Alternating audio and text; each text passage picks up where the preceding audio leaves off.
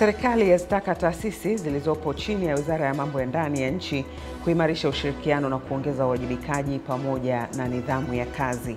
Na mkuu wa mkoa wa Tanga azindua mashindano ya mbio za magari za DART Drag Race yaliyofanyika katika eneo la Kigombe wilayani Muheza. Habari za asubuhi watazamaji wetu, karibuni kwenye kipindi cha Asubuhi Njema ambapo tunakuwa na taarifa ya habari, na baada ya hapo tunapata fursa ya kuangalia vichwa vya habari vilivyopangwa mbele katika magazeti yaliyotufikia hivi leo. Jina langu ni Dorcas Remus na tunaianza taarifa yetu ya habari.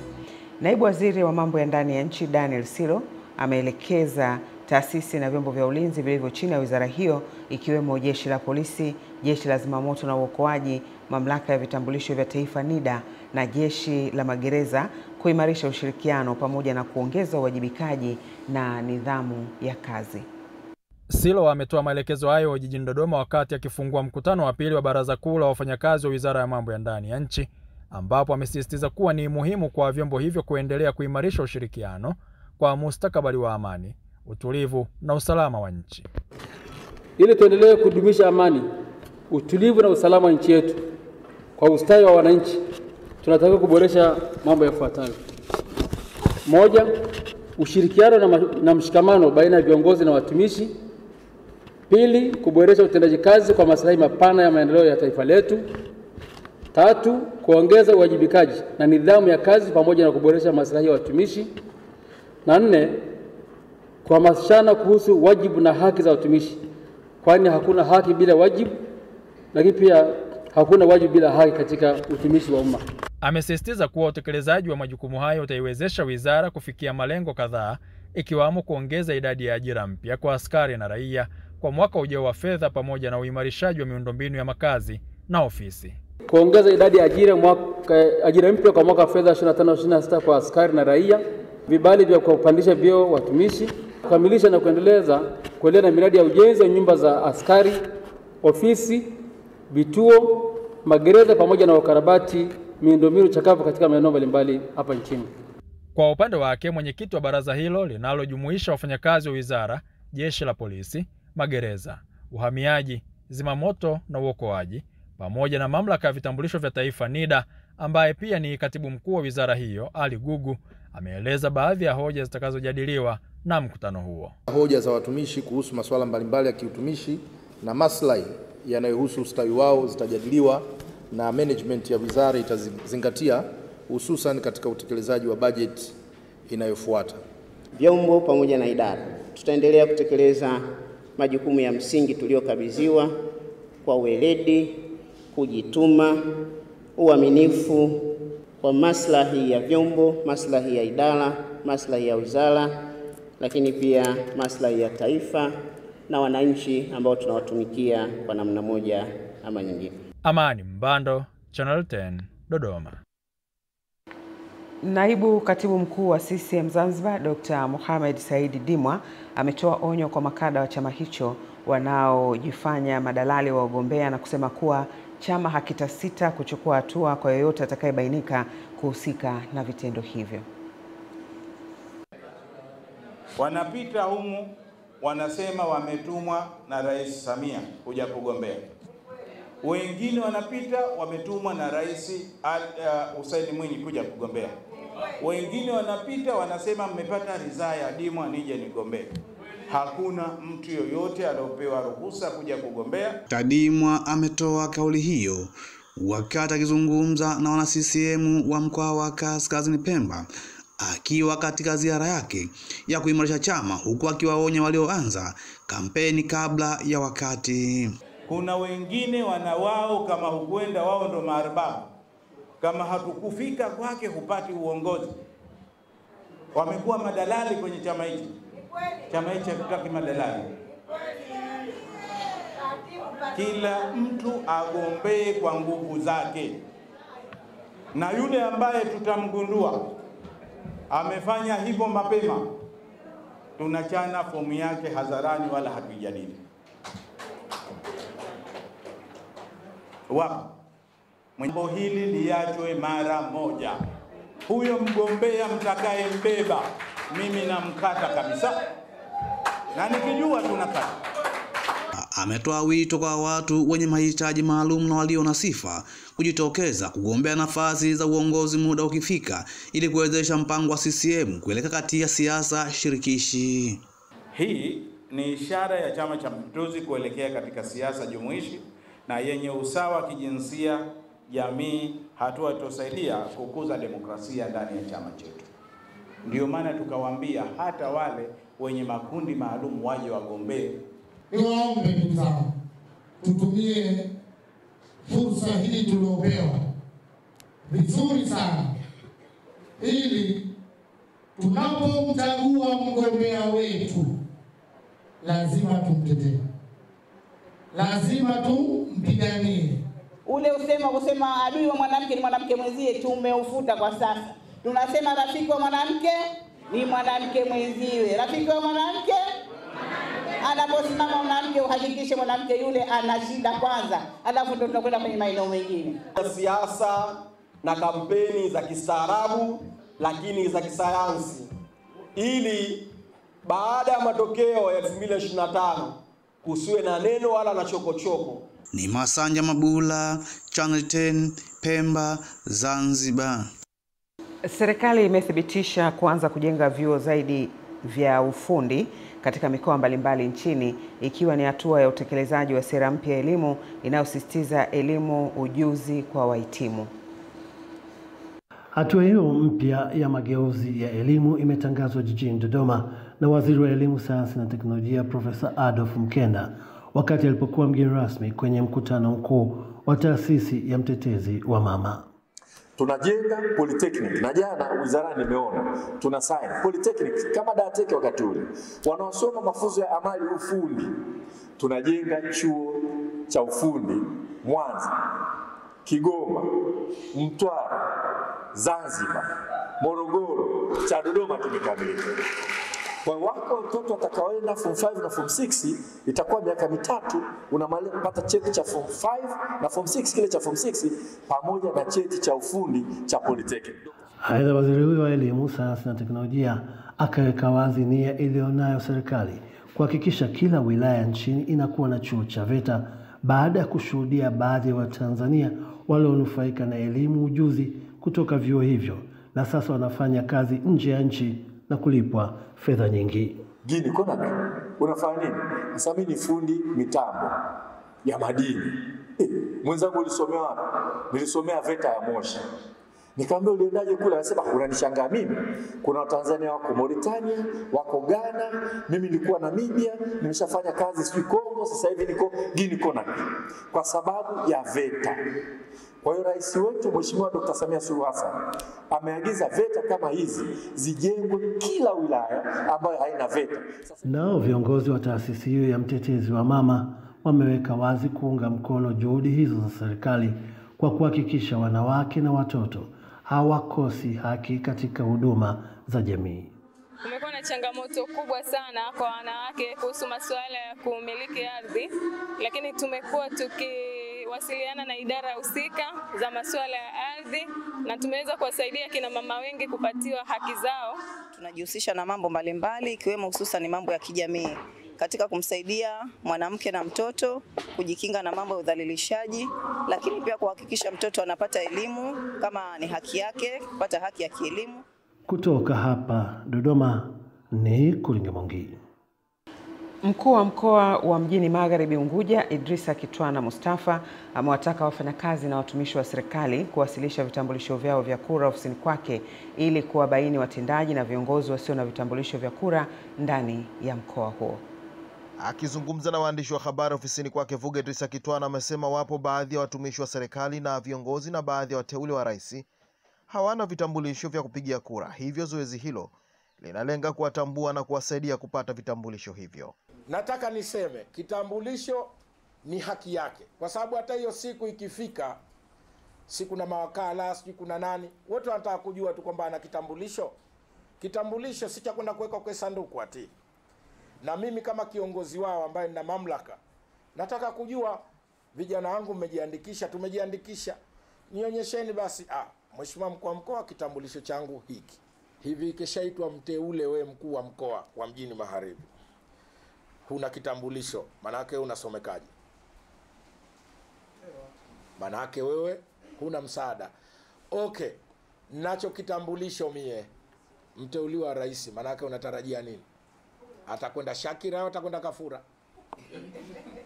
Sasa hili tuliache kwenye nafsi za wafanyakazi wetu. Ni siri yake yeye. Sisi tunachotaka umejiandikisha. Aidha, Idrisa Kitwana amesema zoezi hilo halina mahusiano na masuala ya siasa. Sasa kwa nini wengi walioko nje ambao hawana kazi wanaenda kupiga kura kwa viongozi wetu hawa? Na ili sitafuni maneno. Hivi maendeleo haya yalofanywa kwa miaka 5 hii, kuna mtu atamkiuka Dr. Samia? Kuna mtu atamkiuka Dr. Hussein Mwinyi? Na ndio maana ikaja 5 tena. Kwa hiyo hata naamini pia kwamba hata hao tunaowaita wapinzani kwa wakati huo, leo tunaamini watawaunga mkono viongozi wetu hao. Sasa kama hao wanawaunga mkono viongozi wetu, huyo mfanyakazi wa serikali, huyo kiongozi anayekula na maposho, sasa hili nimelisema. Najua wengine watasema sana, anataka sifa tena. Kwenye hili nataka sifa kweli kweli. Nasema hili nataka sifa kweli kweli. Pamoja na mambo mengine, Kitwana amesema zoezi hilo litawahusu watumishi wa kawaida wa serikali, viongozi na hata baadhi ya wateule wa rais waliomo ndani ya mkoa huo. Juma Kasim, Channel 10, Zanzibar. Mmoja wa Chama cha Mapinduzi UVCCM umetoa wito kwa wananchi hasa vijana kujitokeza kwa wingi kujiandikisha katika zoezi la uboreshaji wa daftari la wapiga kura katika awamu nyingine iliyotangazwa kuanza tarehe 1 mwezi wa 5 mpaka tarehe 7 mwezi huo. Akizungumza na waandishi wa habari jijini Dar es Salaam, katibu wa idara ya uhamasishaji na chipukizi taifa UVCCM Jessica Mshama amesema mategemeo yao ni kuwa vijana watajitokeza kwa wingi ili kutimiza haki yao ya msingi ya kuchagua viongozi. Aidha, Mshama amewataka vijana kuacha kutumika na makundi yenye nia ovu ya kuharibu amani ya nchi, hasa katika kipindi hiki kuelekea uchaguzi mkuu. Kwa tunapinga shughuli zote ambazo zinafanywa na vijana ambao hawathamini maendeleo ambayo yamefanyika ndani ya taifa hili, hawathamini na hawaheshimu viongozi ambao wanatumikia taifa hili. Na tunakemea kama kuna kijana ambaye anatumika kupotesha jamii yetu kwa taarifa zisizokuwa za kweli, zisizokuwa rasmi, tunaomba asifanye hivyo, kwa sababu Tanzania yetu ni yetu sote, tunaipenda na tungependa kutumia fursa nyingi zaidi ambazo zipo hapa Tanzania.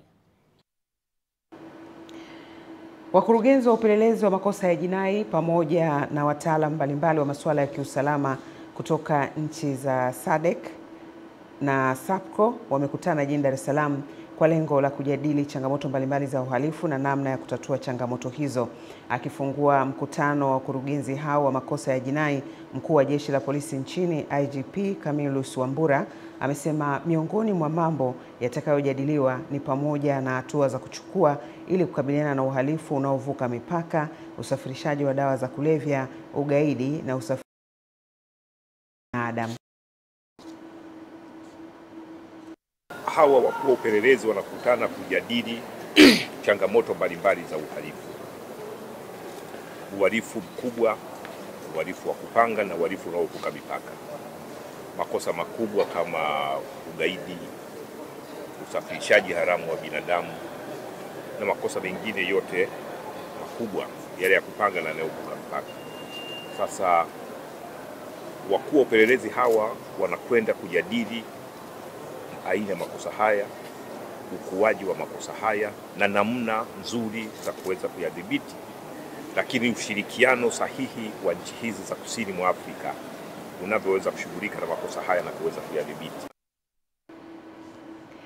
Mkurugenzi mkuu wa taasisi ya kuzuia na kupambana na rushwa TAKUKURU Crispin Chalamila amevitaka vyombo vya habari nchini kuwa chachu ya kupambana na rushwa katika kipindi hiki cha kuelekea uchaguzi mkuu mwezi Oktoba mwaka huu. Akizungumza katika warsha ya wahariri na wadau wa vyombo vya habari iliyofanyika jijini Dar es Salaam, Bwana Chalamila amewataka wanahabari hao kuandika habari za uchunguzi wa kina kuhusu vitendo vya rushwa ili kusaidia juhudi za kuondoa vitendo hivyo viovu. Vitendo vya rushwa katika uchaguzi ni kati ya vikwazo vya kuwa na uchaguzi unaozingatia misingi ya haki na usawa na vinavyoathiri haki na fursa ya wananchi kuchagua viongozi wanaowataka na wasiojihusisha na vitendo vya rushwa. Ndugu washiriki, vile sheria ya kuzuia na kupambana na rushwa sura ya 329 katika kifungu cha 7 kifungu kidogo b inaitaka TAKUKURU kuwashirikisha na pia kushirikiana na wadau katika kuzuia na kupambana na rushwa. Matakwa haya yanazingatia ukweli kuwa hakuna chombo kimoja kinachoweza kuzuia na kupambana na tatizo la rushwa peke yake, ikiwemo rushwa katika uchaguzi. Kwa upande wake, mwakilishi wa mwenyekiti wa Jukwaa la Wahariri Tanzania TEF, Tausi Mbowe, amesema wao kama vyombo vya habari wapo tayari kushirikiana na taasisi hiyo ili kuhakikisha vitendo vya rushwa kipindi cha uchaguzi vinakomeshwa. Rushwa ni tatizo kubwa, si kwa Tanzania tu, kwa nchi nyingi za Afrika na duniani. Kwa hiyo sisi kama wahariri ambao ni wadau wakubwa katika uchaguzi, tunakuja kwa pamoja, tunajadili na wenzetu, tuangalie namna gani tunaweza tukasaidia katika kipindi cha uchaguzi. Kama si kumaliza kabisa rushwa, angalau ipungue kwa kiasi kikubwa sana. Warsha hiyo ya siku moja imelenga kujenga uelewa kwa vyombo vya habari kuhusu vitendo vya rushwa katika uchaguzi na kujenga ushirikiano na TAKUKURU. Kutoka Dar es Salaam, Emmanuel Chegere, Channel 10. Kanisa la EAGT Stamiko lililopo katika mamlaka ya mji mdogo wa Katoro, wilaya ya Geita, mkoani Geita, limeahidi kuiunga mkono serikali katika kutoa na kuboresha huduma za kijamii kwa kukusudia kuanzia ujenzi wa shule na zahanati kwa ajili ya kutoa huduma kwa wananchi katika eneo hilo. Hayo yamebainishwa na John Okong, mwakilishi wa askofu wa EAGT Tanzania, katika harambee ya kuchangia ununuzi wa ardhi kwa ajili ya ujenzi wa miradi ya kijamii, ikiwa ni jitihada za kuiunga mkono serikali katika juhudi za kusogeza huduma bora karibu na wananchi. Tumeona kanisa litoke kwenye kufanya huduma za kiroho tu, ipanuke mpaka itoe huduma za kijamii. Kuna hitaji sehemu ya ardhi kwa ajili ya kuwekeza kwenye huduma hizo za kijamii, ikiwa ni pamoja na shule za watoto, ikiwa ni pamoja na huduma za afya. Upanuzi wa kiwanja cha kanisa kinachogharimu Tanzania shilingi milioni 45 tutakitumia kwa ajili ya mikutano ya Injili na kuanzisha miradi ya kijamii kama vile shule na zahanati. Kuna ongezeko kubwa la watu ambapo miradi za kijamii zilizopo hazikizi mahitaji. Diwani wa kata Ludete lilipo kanisa hilo na mwenyekiti wa CCM kata Katoro wamesema hatua hiyo itakwenda kusaidia kupunguza changamoto ya wananchi kutembea umbali mrefu kufuata huduma za afya. Makanisa, misikiti wanapojenga mashule wanatupunguzia msongamano. Wamejitoa na kuangalia population ya Watanzania wanaoishi katika kata mbili hizi, kata ya Ludete pamoja na Katoro. Kwa upande wake, mgeni rasmi katika harambee hiyo Dr. Malulu Po, mbali na kulipongeza kanisa hilo kwa kuanzisha miradi hiyo, ameendelea kuwasihi viongozi wa dini nchini kuliombea taifa katika kipindi hiki cha kuelekea uchaguzi mkuu. Tuwaombea viongozi wetu walioko madarakani, Mwenyezi Mungu aendelee kuwalinda na kuwapa nguvu ya kuweza kustahimili kuilinda tunu na amani ya nchi yetu mpaka pale tutakapokwenda kwenye uchaguzi na kupata viongozi wengine. Kutoka Geita, mimi ni Mrisho Sadik. Na sasa ni habari za michezo ambako tunaelezwa mkuu wa mkoa wa Tanga Balozi Dr. Batilda Buriani amezindua mashindano ya mbio za magari za DART Drag Race yaliyofanyika katika eneo la Kigombe wilayani Muheza mkoani humo, yakilenga kufungua fursa za kiuchumi kupitia sekta ya michezo. Eneo la Kigombe ni sehemu ya ujenzi wa barabara ya Tanga Pangani Saadani Bagamoyo ambayo serikali inaendelea na ujenzi wake, ambapo mashindano hayo yamefanyika ikiwa ni kujivunia utekelezaji wa miradi inayofanywa na serikali. Kama mnavyojua barabara hii ni ya Afrika Mashariki. Mimi nikisikia tu jinsi inavyorefu vile moyo unasisimka. Najua sasa mashindano yamepata eneo muafaka. Sisi tuna imani tukio hili ambalo mmesema sasa litafanyika Tanga litazidi kuwa na ubora mkubwa, lakini litazidi kuwa na amani zaidi. Ni mashindano yatakayokuwa ni mashindano makubwa ya kimataifa. Mratibu wa mashindano hayo Ali Mchahaga ameahidi kuendeleza fursa katika mkoa wa Tanga kutokana na mwitikio uliopo. Tumefarijika sana kuwa na serikali katika maeneo haya, tuseme kutushika mkono kama DART Drag Race Raven Wave kwa msimu huu wa 3 episode ya kwanza. Sisi imani yetu michezo inakuza ajira, michezo inakuza uchumi na maendeleo. Kwa hiyo sisi kama wilaya Muheza baada ya kupokea taarifa hii tumeendelea kuwapa ushirikiano. Kutoka Tanga, Raya Kipingu, Channel 10. Mwisho wa taarifa yetu ya habari. Baada ya muda mfupi tutapata fursa ya kuangalia vichwa vya habari vilivyopekwa mbele katika magazeti yaliyotufikia hivi leo. Endelea kuwa nasi.